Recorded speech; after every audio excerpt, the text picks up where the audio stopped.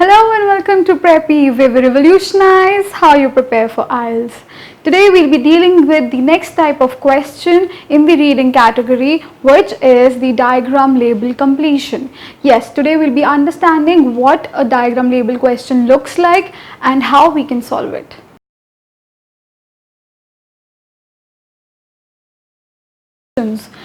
The examiner is basically trying to assess your ability to understand detailed descriptions and relate that information to a diagram.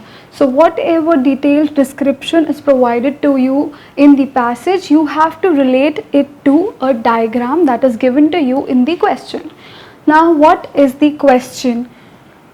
It looks like this. Basically, the question starts with an instruction.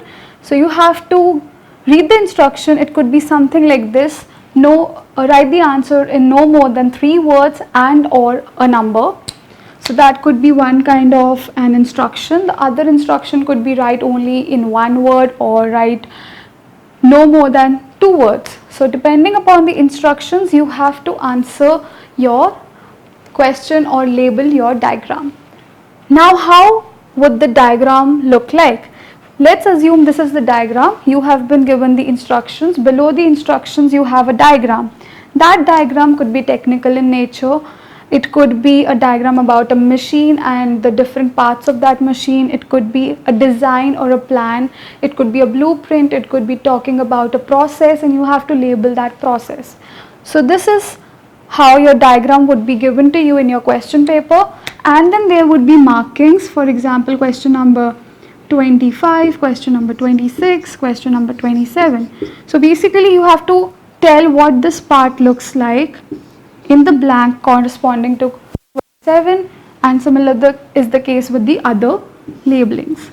Now this is your answer sheet, and corresponding to 25, 26, 27, you tell which part is being labeled. So which is this part, which is this part, which is this part, you have to tell that and answer those questions in your answer sheet.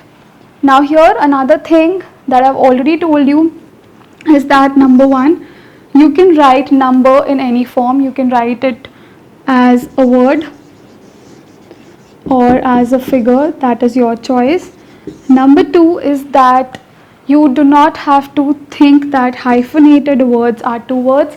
Hyphenated words are single words, and I hope there's no confusion now. Whenever you get a question, for example, write just 1 word and you think that a hyphenated word is the right answer for that question, and you think that it's 2 words and cannot be accommodated in that particular answer, I'll help you out with it. You do not have to confuse it with 2 words, it's just 1 word, and continue answering. Let's have a look as to how we need to solve these kind of questions. The first and the foremost thing that you have to keep in mind while you're addressing such questions is that you should not panic. Yes, do not panic, do not get anxious if you think or if you see an unfamiliar diagram. Yes, if you think that the diagram is unfamiliar, or if you feel that the diagram is something unusual or you haven't ever seen it before, then please do not panic. Keep calm. They're not checking your technical knowledge. They're not here to check whether you're good with science or not. Here, they're trying to assess your English reading skills. So that's what they're checking and that's what they're assessing. So do not panic. Number 2, check how many words you can answer in. Yes, this basically means you have to read the instructions, because writing more than 2 words, if the stipulated word limit is 2 words, if you write more than that, you will lose a mark. Identify the type of word required and predict the answer. So identify what kind of word would fill that blank. Would it be a verb or a noun? Identify it and try to predict that answer. Try to predict what word it could be, and finally look for that word and those keywords or labels in this case and locate them in the passage. Usually the chances are that the passage which would have the answers to the diagram would be 1 or 2 consecutive passages. So one single passage or 2 consecutive passages could have the answers of the diagram, usually, because it's kind of in sequence and they tell you the labeling in 1 or 2 paragraphs. So make sure that you read those paragraphs thoroughly.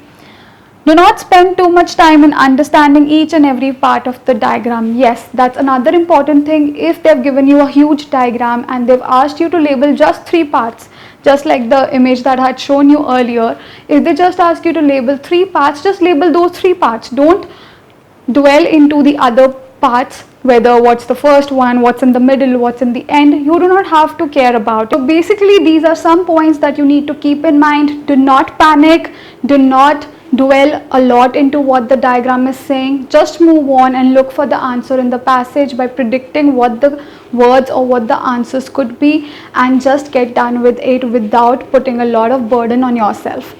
That's about it for today's video. I hope you liked it, and if so, please click on the thumbs up icon and follow our channel by subscribing to it.